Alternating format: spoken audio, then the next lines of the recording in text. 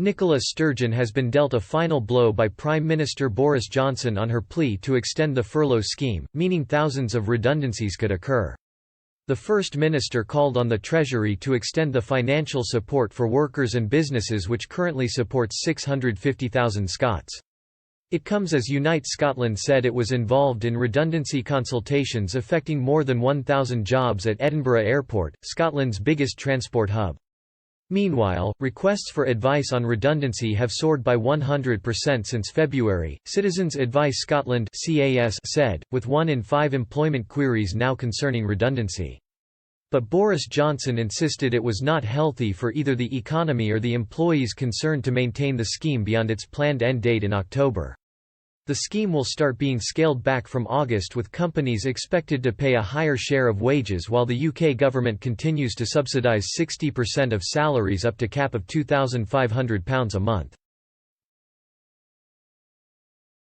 But Ms Sturgeon called for an extension of Treasury support. Stressing support was needed to address Scotland's economic crisis.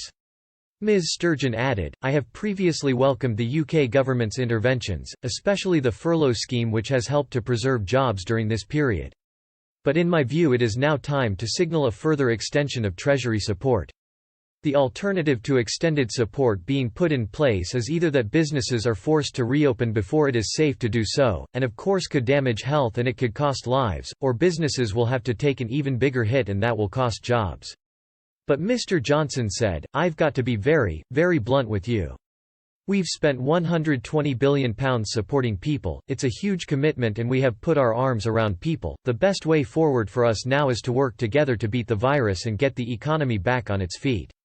We're going to do amazing things, we're going to build, invest massively in our country. But I think people need to recognize the particular restrictions that furlough places on you are not, in the long term, healthy either for the economy or for you as an employee. You are keeping people in suspended animation. You are stopping them from actually working. I am being absolutely frank with you, we are pushing it out until October, but in the end you have got to get the economy moving."